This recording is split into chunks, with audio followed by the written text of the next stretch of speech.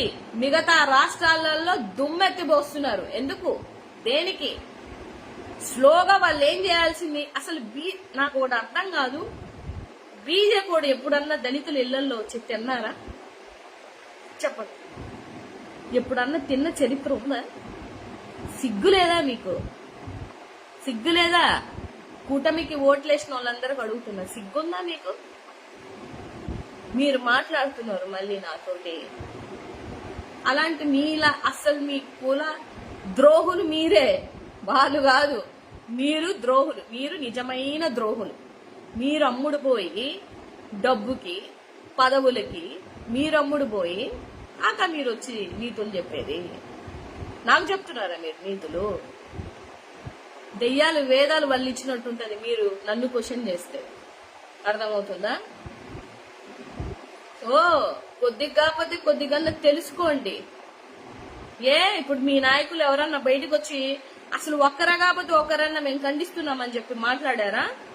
నా సోదరులనే అడుగుతున్నా నేను, బయట వాళ్ళ విషయం తర్వాత. అడిగారా? ఎవరన్నా వచ్చి ప్రెస్ మీట్లు పెట్టారా? అవి అడగం మనం.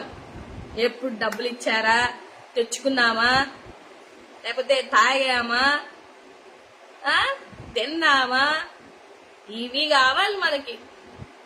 మన పిల్లోడు చదువుపోతున్నా అవసరం లేదు, మన పిల్లోడు ఇంగ్లీష్ మీడియం చదవకపోయినా అవసరం లేదు, మధ్యాహ్నం భోజనాలు తిండి చక్కగా పెట్టకపోయినా అవసరం లేదు. మనకు క్వార్టర్ 100 రూపాయలకు వస్తుందా, తాగేమా, పడుకున్నామా, ఇది కదా మనకు కావాల్సింది. ఇదే కదా. ఇది వస్తుంది లేండి, ఎందుకు కంగారు, ఎందుకు? తాగండి, ఇంకా తాగి విపరీతంగా ఎంజాయ్ చేయండి. మీ లోకం మీదే. మీ పిల్లల భవిష్యత్తు సంకనాకపోయినా పర్లేదు, మీ భవిష్యత్తు సంకనాకపోయినా పర్లేదు, కులం ఎట్టపోయినా పర్లేదు. ఇంకెందుకు నీతి మాటలు, నీతి బోధలు చెప్పి కూడా నా నోరు కూడా ఎండిపోయింది. ఎందుకు? ఎంతకని చెప్తాను, ఎంతకని తెలుసుకోగలుగుతారు? ఎవరికి తెలియదు. మళ్ళీ మాటలు అమ్మ కోటలు దాడతాయి. ఒరే నాయన జరిగి తెలుసుకోండిరా అంటే తెలుసుకోరు. కొంచెం చెప్తే వింటారా? వెంటరు. వినలేని వాళ్ళకి ఈ లైవ్కి వచ్చి చెప్పడం ఎందుకు? చెప్పే ఇది కూడా ఏముంటది చెప్పండి. ఒకసారి కాకపోతేనే ఒకసారి క్వశ్చన్ చేసుకోండి. ఏం జరుగుతుంది, ఏమవుతున్నాయి?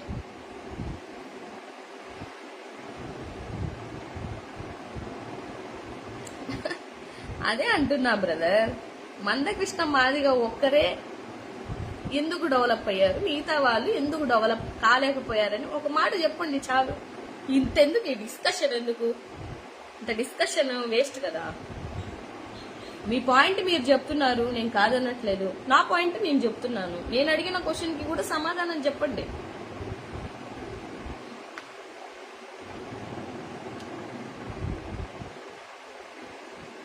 ఎప్పుడు ఒకటే అని అనుకుంటారు. మీరు వివక్షత చూపించుకుంటున్నారు తప్ప. ఇప్పుడు ఎందుకు మందకృష్ణ గారు, మాది గారు వాళ్ళ భార్య మాల, తెలుసా మీకు ఆ విషయం? ఆవిడ మాల కులానికి చెందినటువంటి వ్యక్తి ఆవిడ. మరి వివక్షత ఉంటే ఎందుకు చేసుకున్నారు? మీరన్నా తెలంగాణ, ఆంధ్ర రాష్ట్రం, ఉమ్మడి రాష్ట్రం అన్నారు కదా, ఎందుకు చేసుకుంటారు? వాళ్ళ అల్లుడు కూడా మాల కులానికి సంబంధించిన వ్యక్తే. ఎందుకు చేసుకున్నాడు? అది సెకండ్ జనరేషన్ కదా, ఎందుకు చేసుకున్నారు అంటే అర్థం ఏంటి? మీరు కొట్టుకు చస్తున్నారు మాది గాని, ఆ పోరాడే నాయకుడికి కూడా లేదు అది. ఆయన ఏం చేశారో నా దేవుడికే తెలియాలి. అంత ప్రేమ ఎందుకో మోదీ గారికి, ఎందుకు వచ్చిందో? సడన్ గా దళితుల మీద ఎందుకు ప్రేమ వస్తుంది బీజేపీ వాళ్ళకి? వస్తుందా ప్రేమ? మీ మూర్ఖత్వం అది, మీ మూర్ఖత్వం. వాళ్ళకి ప్రేమ వస్తుందా అండి? అక్కడున్న వ్యక్తి నాకు తెలుసు, వాళ్ళ మనస్తత్వాలు ఎలా ఉంటాయో నాకు తెలుసు. మాల అనే వ్యక్తి టీడీపీలో గాని బీజేపీలో గాని సస్టైన్ అయ్యే ప్రసక్తే లేదు. రాసుకోండి కావాలంటే. మీరు చెప్తారా నాకు?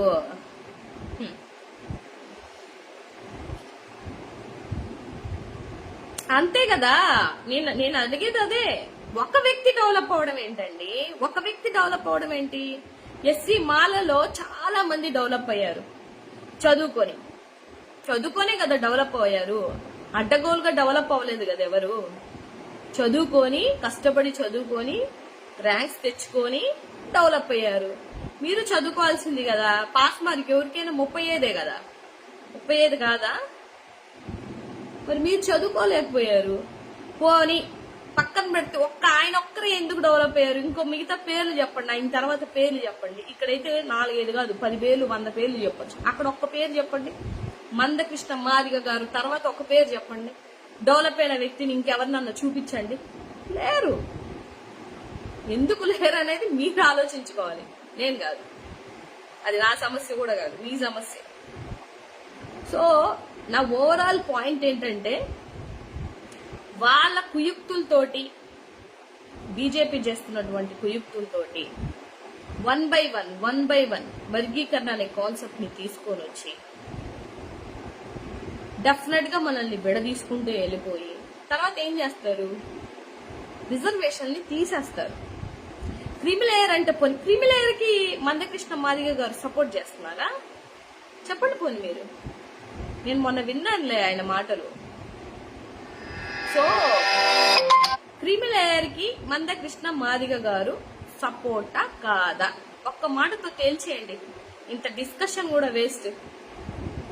మీరు చెప్పండి, అది అవసరమా వద్దా?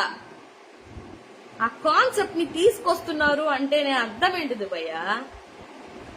క్రిమిలేయర్ అంటే పోనీ అదన్నా తెలుసా తమరికి? లేదంటే అదన్నా చదువుకొని తెలుసుకోండి. అది ఎందుకు బీజేపీ తీసుకొని వచ్చింది, ఆ కాన్సెప్ట్ ని ఎందుకు తీసుకొని వచ్చింది, ఎప్పుడు లేని సడన్ గా క్రిమిలేయర్ అనే కాన్సెప్ట్ ఎందుకు వచ్చింది, ఇవి మనకెందుకు? మాదిగా గొడవలు ఆడుకుందామా, తిట్టుకుందామా, లేకపోతే మనకు సపోర్ట్ చేస్తున్న పెద్దోళ్ళ కాడ ఊడిగం చేద్దామా, అది మనకు తెలిసింది. ఆ జడ్జిమెంట్ ఇచ్చారు కదా, సుప్రీంకోర్టు జడ్జిమెంట్ ఇచ్చిందా? ఆ జడ్జిమెంట్ లో ఏమేం పాయింట్లు ఉన్నాయో ఫస్ట్ అనంత్ వెళ్ళి చదివి దాని తర్వాత నాకు వచ్చి నువ్వు మెసేజ్ పెట్టు. ఇది మాత్రం నీకు చాలా క్లారిటీగా చెప్తాను. ఆ జడ్జిమెంట్ లో ఏమేం పాయింట్స్ వాళ్ళు పెట్టారు నెట్ లో దొరుకుతుంది. వెళ్ళి ఆ జడ్జిమెంట్ లో ఏమేం పాయింట్స్ ఇచ్చారు అనేది కూడా చూస్తే ఎవరు అమ్ముడు పోయారు, ఎవరు జాతిని అమ్మేశారు, ఇదంతా క్లారిటీగా మీకు అర్థం అవుతుంది. ఇలా చెప్తే ఏం అర్థం అవుతుంది? అర్థం కాదు. ఈయనకే కాదు, సోకాల్డ్ పెద్ద మనుషులు ఎవరు ఈ లైవ్ చూస్తున్నా మీ అందరికీ కూడా నేను అడుగుతున్న ప్రశ్నలు ఇవే. సో డెఫినెట్ గా వీళ్ళ ఆలోచన ప్రకారం మొన్న ఒకసారి నేను ఢిల్లీ వెళ్తున్న రోజే ఆ స్టీల్ ప్లాంట్ హై క్యాడర్ లో ఉన్నటువంటి ఒక వ్యక్తి నా పక్క సీట్ లో కూర్చొని ఆయన ఇలాగే మినిస్టర్లను అందరినీ కలవడానికి, అసలు ఆ స్టీల్ ప్లాంట్ ప్రైవేటీకరణ అనేది పెద్ద హైడ్రామా. ఎంత పెద్ద హైడ్రామా చేస్తున్నారంటే అది బీజేపీ వాళ్ళు చేస్తున్నటువంటి దాన్ని నమ్మలేక వాళ్ళు మళ్ళీ తిరిగి గెలిపించుకున్నాం చూశారు. అది మీలో ఉన్నటువంటి గొప్పతనం. వాళ్ళ కాన్సెప్టే ప్రైవేటీకరణ తీసేయడానికి. వాళ్ళ సైడ్ మీరు మాట్లాడుతున్నారు చూశారు. నాకు ఇంకా గొప్ప ఆశ్చర్యం వేస్తుంది ఏంటంటే, అదే రే జనాలు ఏంటరో బాబు ఇట్లున్నారు, ఇదా వీళ్ళకి అర్థమైంది అని. సో డెఫినెట్ గా మీ అందరికి త్వరలోనే కళ్ళు తెరుచుకునే ఒక రోజు రావాలని నేను మనస్ఫూర్తిగా కోరుకుంటున్నా. డెఫినెట్ గా జరిగింది ఏంటంటే, ఆకులు కాలేక చేతులు పట్టుకోవడం అనే ఏదో సామెత ఉంటుంది చూశారు, అలాగ అయిపోతుంది మన జాతి కష్టాలు. తర్వాత మీరు మాకు మీరు చెప్పుకున్నా కూడా ఏం లాభం ఉండదు. ముందు గ్రహించుకోండి, ఏం జరుగుతుందా అనేది గ్రహించండి. రాబో రోజుల్లో మనకి, మన జాతికి, మన రాబో పిల్లల భవిష్యత్తుకి ఎంత నష్టం జరుగుతుందో తెలుసుకోండి. అక్కడ ఉన్నటువంటి సెంట్రల్ మినిస్టర్లో చాలా మంది ఎంపీలు సైతం మన సైడ్ మాట్లాడుతున్నారు అని అంటే, ఈవెన్ ఆ 7 మంది జడ్జిమెంట్ ఇచ్చినటువంటి వాళ్ళల్లో కూడా ఒకరు మన వైపు మాట్లాడారు. ఆవిడ చాలా క్లారిటీగా చెప్పింది కదా. పోనీ ఆవిడ ఇచ్చినటువంటి జడ్జిమెంట్ విషయంలోనైనా చూడండి, ఆవిడ పర్సనల్ రిప్లై కూడా మళ్ళీ పేపర్లో ఇవ్వడం జరిగింది. అదన్నా చూడండి, అదన్నా చూస్తే అర్థమవుతుంది మనకి. ఇచ్చిన 6 మంది ఏ జాతికి చెందినోళ్ళు, ఎవరిస్తారు, మనల్ని విడదీయడానికి వాళ్ళ ప్రమేయం ఏంటి, వాళ్ళు ఎందుకు ఇస్తారు? ఏం అవసరం లేదు, లాజికల్ అవసరం లేదు, అందరికి మ్యాజికల్ కావాలి. ఇప్పుడున్న జాతి అందరికి, జనాలందరికీ మ్యాజికల్ అయితే బాగుంటది. లాజిక్ గా మాట్లాడితే మళ్ళీ నచ్చదు అనమాట. ఎందుకంటే మన దగ్గర రిప్లై ఉండవు. ఇది అడిగితే ఇంకో దానికి వెళ్తారు, ఇది దీనికి సమాధానం చెప్తే ఇంకో దానికి వెళ్తారు. అంతే కదా, అంతకు మించి ఇంకేం చేయగలుగుతారు చెప్పండి.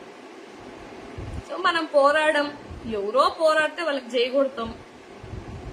వాళ్ళ పోరాటంలో ఉన్నటువంటి నిజ నిజాలు తెలుసుకోలేము.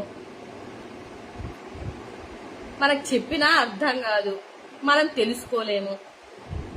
సో డెఫినెట్ గా తెలుస్తుంది లేండి, ఆగండి. నేనైతే తెలియాలనే కోరుకుంటున్నా. ఎందుకంటే నిజంగా ఈ రిజర్వేషన్ నుండి లబ్ధి పొందే వాళ్ళందరూ చాలా మంది ఉన్నారు. ఈ రిజర్వేషన్లతో అయితే నేనైతే ఏ లబ్ధి పొందట్లా.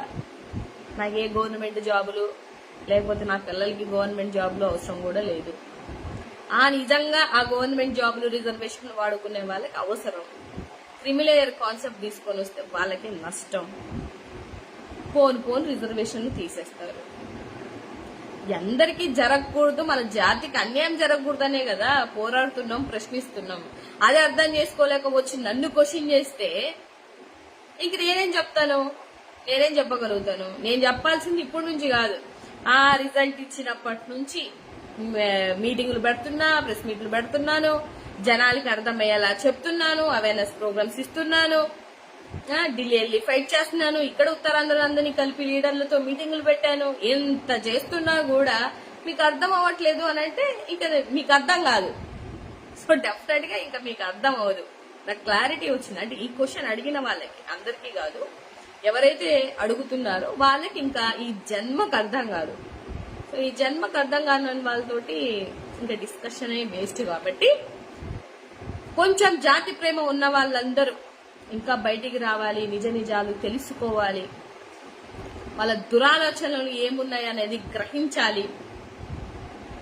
అంబేద్కర్ గారు ఇచ్చినటువంటి జ్ఞానాన్ని విడిచిపెట్టి మనం బిహేవ్ చేస్తున్నావా లేదా అనేది ఒకసారి ఆలోచించుకోండి. ఆయన ఇచ్చిన జ్ఞానంతో కళ్ళు తెరుచుకొని మన జాతి కోసం పోరాడమని ఈ సందర్భంగా అందరినీ కోరుకుంటున్నా. నేనైతే యాక్చువల్గా నేను మాట్లాడదాం అని వచ్చిన టాపిక్ వేరు, కానీ నన్ను మాట్లాడించినందుకు ఫస్ట్ ఆఫ్ ఆల్ ధన్యవాదములు. ఎనీవేస్, ఏదేమైనా కూడా ఇది మా జాతికి జరుగుతున్నటువంటి ఒక సమస్య, అందరూ తెలుసుకోవాలి.